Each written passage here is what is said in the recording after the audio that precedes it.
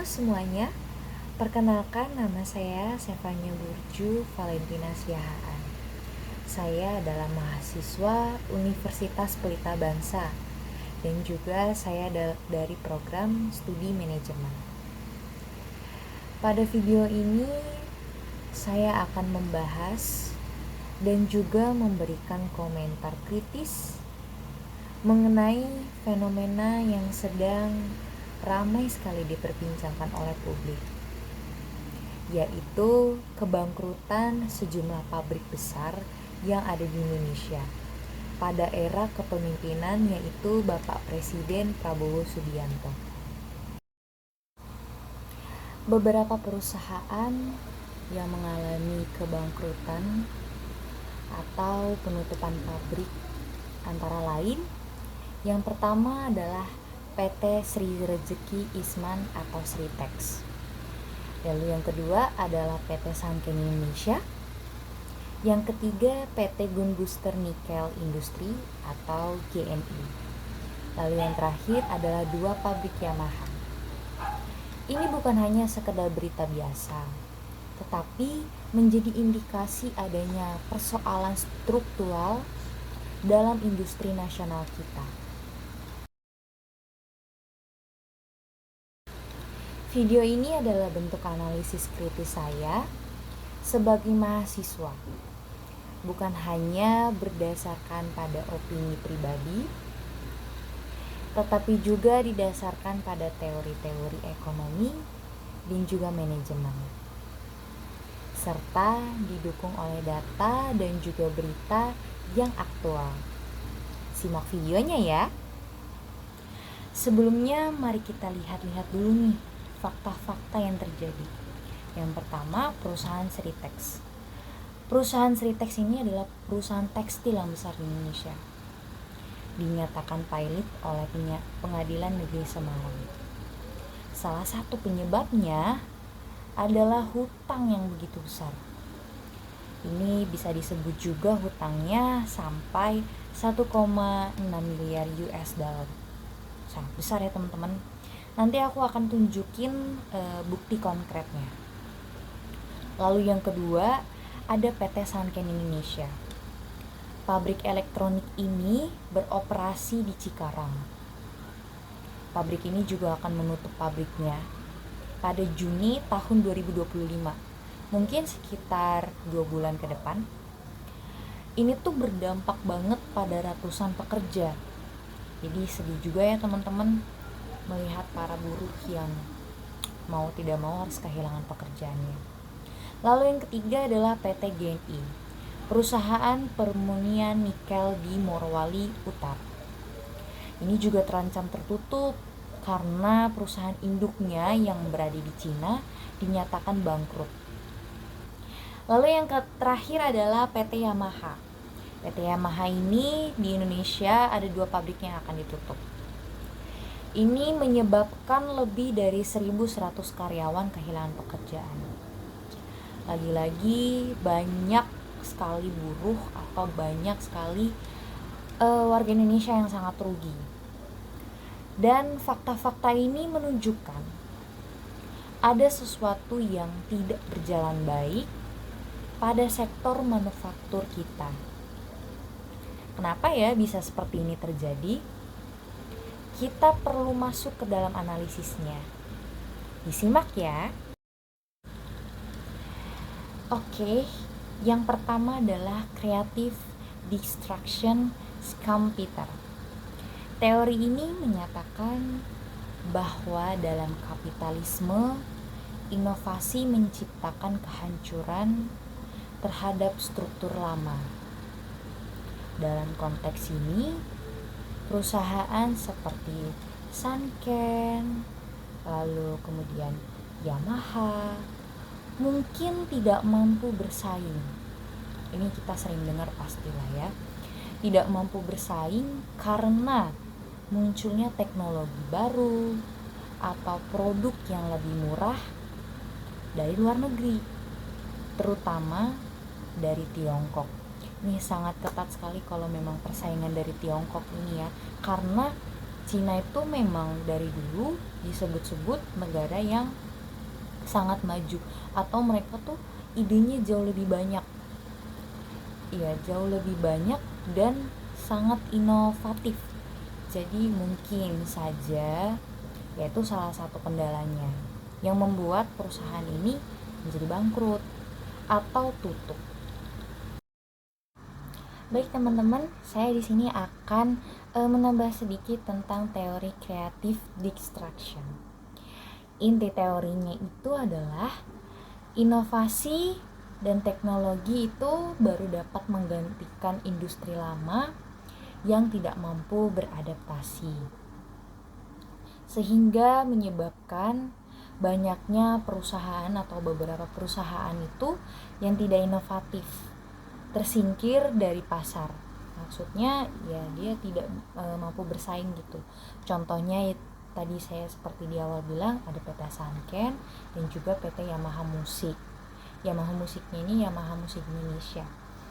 Nah, jadi PT Sanken ini tuh mengalami kerugian sejak tahun 2019 karena minimnya dukungan dari mulai desain, terus teknologi dari induk perusahaan di Jepang. Ya. Terus induk perusahaan itu tuh mengalihkan fokus ke sektor semikonduktor. Ini tuh aku juga kurang begitu paham ya. Jadi maksudnya adalah ini tuh menyebabkan pabrik di Cikarang itu tutup pada tahun Juni tahun 2025. Ini saya kutip dari laman Econospot. Ya, lalu untuk Yamaha sendiri, PT Yamaha Musik itu tuh menghadapi penurunan permintaan global, terutama karena adanya perkembangan teknologi musik. Musiknya ini apa? Musik digital. Jadi memungkinkan produksi musik itu tuh tanpa instrumen fisik. Oh iya benar, sekarang tuh banyak banget aplikasi-aplikasi yang bisa didapetin dari Play Store. Jadi nggak usah ada fisiknya gitu ya. Nah, pabrik ini tuh ditutup pada tahun 2025 dan produksinya dialihkan ke Cina dan juga Jepang. Dari PT Sanken tersendiri itu kalah saingnya karena munculnya teknologi yang dinamakan smart appliances. Nah, dari brandnya itu ya Xiaomi, Samsung, apalagi Samsung. Ya, Samsung tiap bulan saja dia ada inovasi terbaru ya. Terus dari Xiaomi dan Samsungnya ini tuh ada kulkas, AC pintar yang bisa dikontrol dari HP. Nah, tapi tetap harus menggunakan internet. Lalu Sanken ini tuh sebenarnya masih jual produk yang konvensional atau yang tidak terhubung internet. Ya.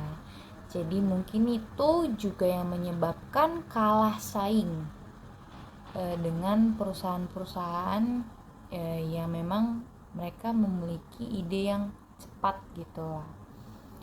Lalu dari PT Yamaha tersendiri itu tuh juga kena efek karena banyaknya alat musik digital dan juga software produksi. Ini tuh ya yang tadi saya bilang jadinya pakai aplikasi aja, nggak ada yang bentuk fisiknya gitu, jadi tidak meribetkan orang gitu.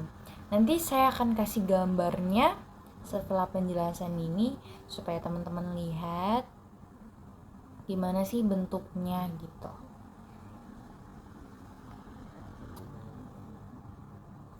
Musisi itu juga sekarang nih ya, para musisi ya yang baru-baru gitu bisa bikin musik tuh ya hanya dari aplikasi itu aja gitu, terus menggunakan laptop tanpa harus ada fisiknya. Jadi sebenarnya ini keren banget sih, cuman memang berarti sekarang yang dibutuhkan orang adalah yang alat seperti itu gitu. Jadi tidak meribetkan, tidak merepotkan untuk membawa fisik. Sekarang tinggal dari smartphone. Yaitu mungkin salah satu penyebabnya.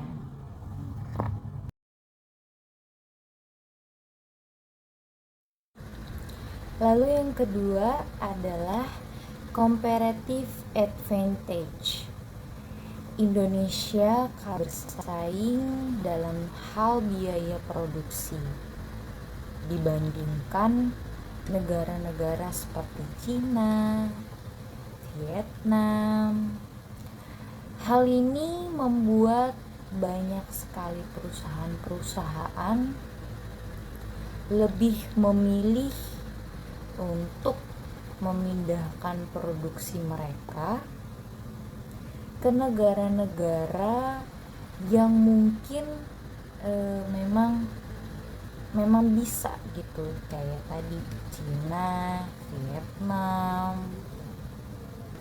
Yang ketiga adalah manajemen krisis dan juga tata kelola perusahaan.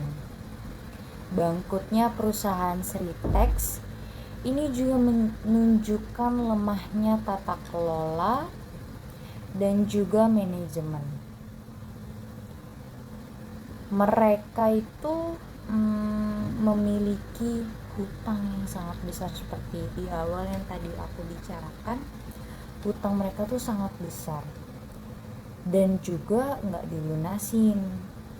Nah ini tuh adanya kegagalan mengantisipasi perubahan permintaan pasar global.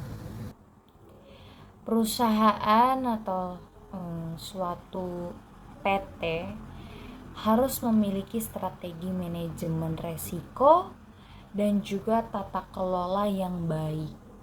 Kenapa kayak gitu? Kenapa seperti itu? Karena untuk menghadapi krisis-krisis ke depannya dan juga proses atau perubahan pasar. Saya mau mengambil satu contoh, yaitu PT Sri Rejeki Isman Tbk atau Sritex. PT Sritex ini mengalami krisis keuangan sejak tahun 2021 karena gagal melunasi utang. Sindikasi utangnya itu sebesar 350 juta US dollar. Meskipun telah mencoba restrukturi utang-utangnya, perusahaan ini akhirnya dinyatakan pilot. Seperti yang saya tadi jelaskan di awal ya. Nanti saya akan tunjukkan gambarnya untuk menjelaskan lebih detailnya.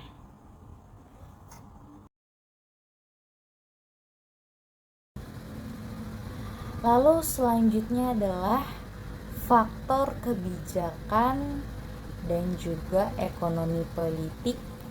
Disinilah peran pemerintah itu sangat penting. Kenapa? Karena kebijakan ekonomi kita tuh apakah sudah cukup untuk pro industri atau justru terlalu longgar terhadap impor dan juga investasi. Investasinya ini investasi asing ya teman-teman, sehingga industri lokal itu tuh kesulitan untuk bertahan, apalagi untuk bersaing. Lalu yang terakhir adalah kondisi makroekonomi global, permintaan global. Ini tuh permintaan global tuh sedang melambat, apalagi kemarin kan sudah terjadi COVID, ditambah ketegangan geopolitik dan juga inflasi di berbagai negara-negara. Ini tuh juga memberikan tekanan tambahan pada industri ekspor kita. Memang pemerintah itu tuh sangat besar perannya untuk suatu perusahaan. Kenapa? Karena pemerintahan itu tuh mempengaruhi daya tahan industri melalui regulasi, insentif, dan juga proteksi. Saya akan memberikan contohnya yaitu PT GNI atau Gunbuster Nikel Industri. PT GNI ini tuh merupakan proyek strategis. Lalu PT ini terancam tutup karena berbagai masalah, termasuk kecelakaan kerja. Ini para pekerjanya ya mengalami kecelakaan dalam bekerja gitu.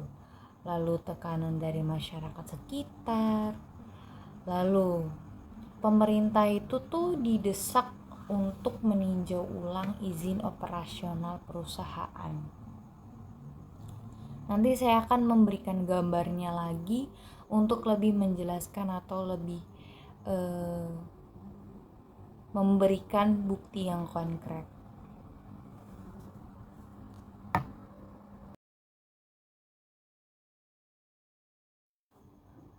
Di sini saya akan memberikan solusi dan juga rekomendasi kritis dalam menghadapi gelombang-gelombang kebangkrutan industri seperti PT Sritex, PT GNI, Sanken, dan juga Yamaha. Pemerintah dan pemangku kebijakan harus cepat dalam mengambil langkah-langkah strategis yang tidak hanya reaktif, tetapi juga berorientasi jangka panjang dan juga berkelanjutan. Ada beberapa poin penting yang bisa dijadikan solusi dan juga rekomendasi. Yang pertama, peran negara dalam proteksi industri strategis. Pemerintah ini tuh perlu hadir secara aktif untuk melindungi industri-industri yang tergolong strategis seperti tekstil, manufaktur, pertambangan. Perlindungan ini tuh bisa berupa kebijakan fiskal, misalnya insentif pajak untuk perusahaan yang berorientasi ekspor dan juga pemberian subsidi bagi industri padat karya.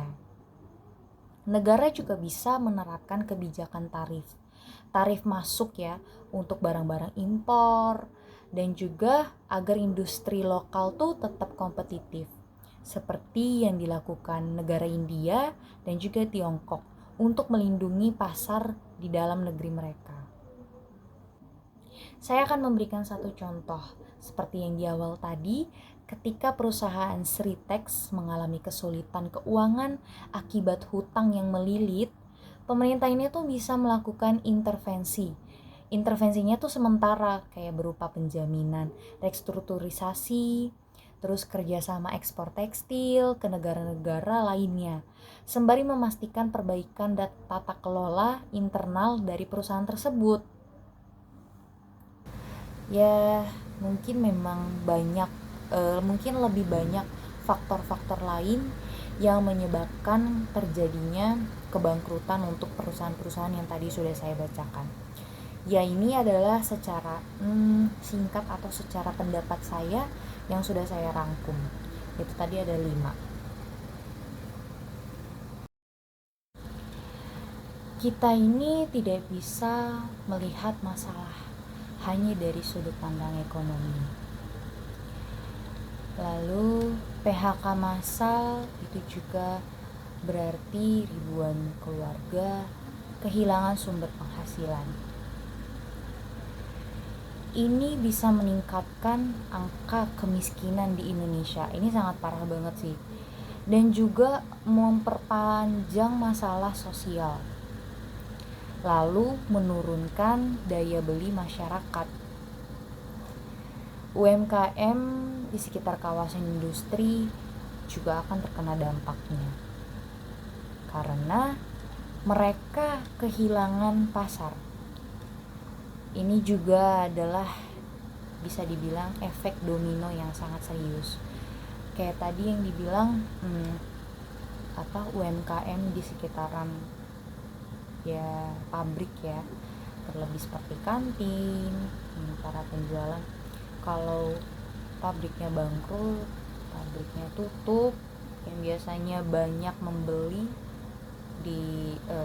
banyak membeli makan gitu ya, itu juga mau nggak mau penjualannya harus tutup karena ya tidak ada yang membeli, atau sumber yang biasa membeli kan sudah ya tidak ada gitu, karena perusahaan tersebut pun sudah tutup.